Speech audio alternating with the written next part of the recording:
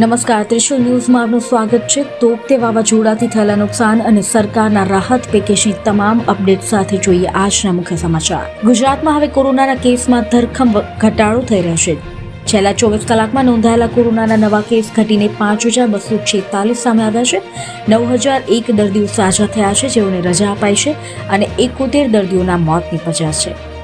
કેન્દ્ર સરકાર તરફથી ખેડૂતોને રાહત ખાતરની સબસિડીમાં 140% કરાયો વધારો. ડીએપીની બોરી પર 500 રૂપિયાને બદલે 1200 રૂપિયાની સબસિડી, જ્યારે ડીએપી ખાતર ખેડૂતોને હવે 2400ના બદલે 1200 રૂપિયામાં મળશે. ગુજરાતમાં તોકતે વાવાઝોડાથી થયેલા નુકસાનની સમીક્ષા બાદ વડાપ્રધાન નરેન્દ્ર મોદીએ વાવાઝોડાથી પ્રભાવિત વિસ્તારો માટે 1,000 કરોડના રાહત પેકેજની જાહેરાત કરી છે. આ ઉપરાંત વડાપ્રધાન મોદીએ મૃતકોના પરિવારજનોને 2 લાખ રૂપિયા તેમજ ઘાયલોને 50,000 રૂપિયા આપવાની જાહેરાત કરી છે. તાત્કાલિક રાહત બાદ રાજ્યમાં થતા નુકસાનીનું મૂલ્યાંકન કરવા માટે કેન્દ્ર સરકાર એક આંતર મંત્રાલયની ટીમ રાજ્યની મુલાકાત માટે મોકલશે, જેના આધારે વધુ સહાય જાહેર કરાશે. રાજ્યમાં વાવાઝોડાના કારણે થયેલા નુકસાનને લઈને ડિઝાસ્ટર વિભાગ દ્વારા પ્રાથમિક સર્વેનો ડેટા જાહેર કરાયો, જેમાં રાજ્યમાં 3,000 કરોડનું નુકસાન થયું હોવાનો અંદાજો છે. સાથે જ કૃષિ, ઉર્જા અને માર્ગ મકાન સેક્ટરમાં મોટું નુકસાન થયાનો અંદાજો છે. ઉર્જા સેક્ટરમાં અંદાજે 1,400 કરોડનું તો કૃષિ ક્ષેત્રમાં 1,200 કરોડના નુકસાનનો અંદાજો લગાવાયો છે.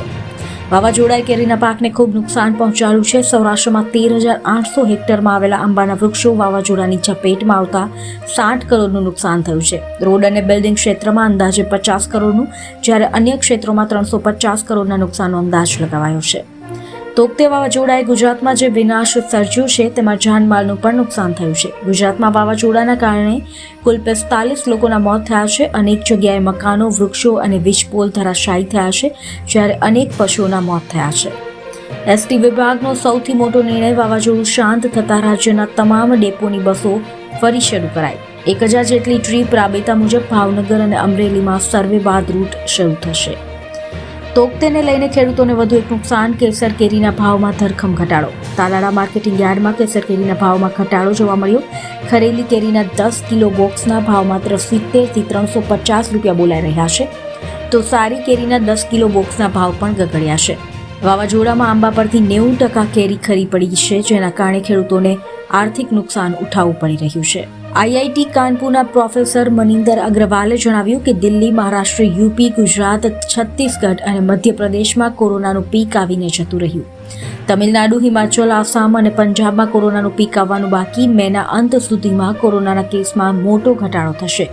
જૂનના અંત સુધીમાં 20,000 જેટલા કેસ આવી જશે. કોરોના બાદ હવે બ્લેક ફંગસનો ખતરો. અમદાવાદ સિવિલમાં મ્યુકરમાઇકોસિસના 447 દર્દીઓ દાખલ. સુરતમાં મોતનો આંકડો 10 પર પહોંચ્યો. રાજસ્થાનમાં બ્લેક ફંગસને મહામારી જાહેર કરાઈ. રાજ્યમાં 100 કરતાં પણ વધારે બ્લેક ફંગસના કેસ જોવા મળ્યા. બ્લેક ફંગસથી 500 લોકોના મોત થયા. મહારાષ્ટ્રના સ્વાસ્થ્ય મંત્રી રાજેશ ટોપે આ વાત જણાવી. કોરોના વાયરસથી રિકવરીના 3 મહિના બાદ જ લાગશે વેક્સિનનો ડોઝ. કેન્દ્રીય સ્વાસ્થ્ય મંત્રાલયે આપી મંજૂરી. કોરોનાની બીજી લહેરમાં રીઇન્ફેક્શન થવાની સંભાવના વધી ગઈ છે. પહેલા 6 મહિના પછી વેક્સિન લઈ શકાશે, તે નિયમમાં ફેરફાર કરાયા.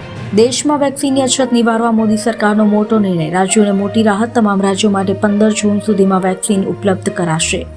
રાજ્યોને એડવાન્સ તૈયારી કરી લેવાનો આદેશ. મે અને જૂનના પહેલા 15 દિવસમાં રાજ્યોને મળી જશે વેક્સિનનો મોટો સ્ટોક. હવે રાજ્યો અડચણ વગર વેક્સિનેશન ચલાવી શકશે. કોરોના વેક્સિન પર મહત્વના સમાચાર: રસી પર ટેક્સ ઘટાડીને 0.5% કરી શકાયો.